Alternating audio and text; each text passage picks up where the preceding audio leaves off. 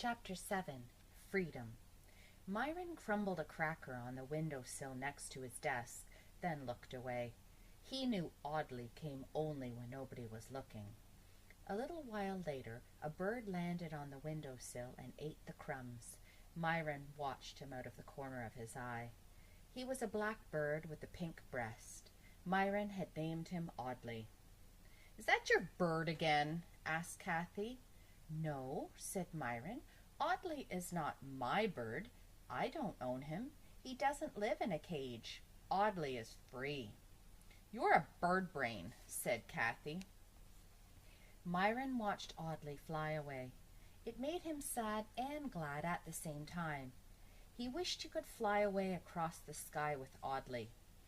"Audley probably thinks I live in a cage," he realized. "Whenever he sees me, I'm sitting in this same desk. He probably thinks this desk is my cage." So Myron got out of his chair and sat on the floor. "Myron, what are you doing out of your seat?" asked Mrs. Jewls. "I want to sit on the floor," said Myron. Several kids laughed.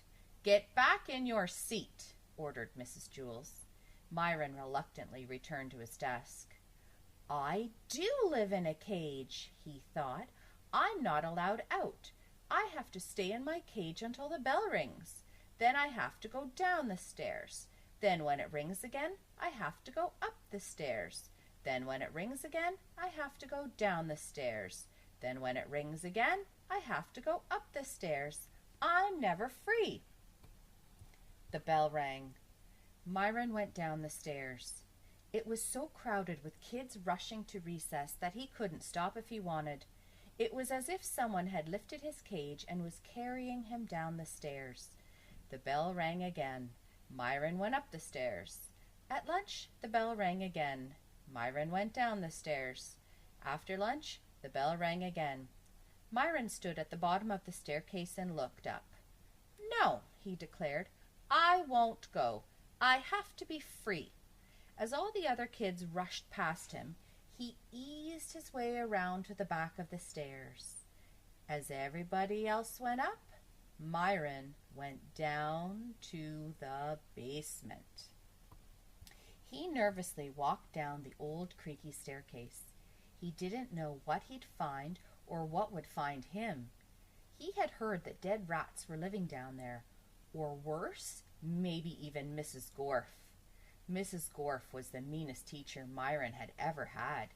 She used to be the teacher on the 30th story before Mrs. Jewls took over, but nobody believed that Mrs. Gorf was really gone. Everyone said she was still lurking somewhere inside Wayside School. He stepped off the last step at the very bottom of Wayside School. It was too dark to see. Somewhere he heard a drip that echoed all around the cold and damp room. With his arms outstretched, he stepped across the grimy floor. His hand struck against a large fat pipe above his head. The pipe felt like it was covered with 1,000 spider webs. Still, Myron kept his finger on the pipe as he walked so he wouldn't get lost. As long as he stayed with the pipe, he knew he'd be able to find his way back to the stairs. Something crawled across his hand. He shook it off, then continued walking. He thought he heard footsteps behind him. He stopped walking. The sound of the footsteps continued for a second, then stopped. He started again, then stopped. The footsteps stopped a few seconds later. He wasn't alone. It was too dark for Myron to see who was following him, but he realized that meant the other person couldn't see him either. Whoever was coming after him had to have been following along the pipe too. So Myron left the safety of the pipe and headed blindly across the basement. The footsteps continued behind him. He stopped. The footsteps stopped too. He bent down, then untied and took off his right running shoe. He threw it toward the other side of the basement.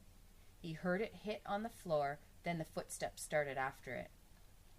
Very quietly, he took off his other running shoe and threw it in the same direction. He never heard his shoe hit the ground. The footsteps started after him again. He started to run, but slipped in his sock feet on a spot of slime. His hands hit loud and hard as he fell on the cold floor. The footsteps came hurriedly toward him. He held his breath and tried to be as quiet as possible. A light turned on above his head. He screamed. "I believe this is yours," said a bald man. He was holding Myron's left running shoe. Next to him were two men with black mustaches. One of the men held a black attaché case. Myron shook his head. "That's not my shoe," he said. "I've never seen it before." The bald man glanced at Myron's shoeless feet. "What's your name?" asked the man with the attaché case. "Myron," said Myron. He regretted it as soon as he said it. He wished he had made up a fake name. The man opened his attaché case and took out a notebook.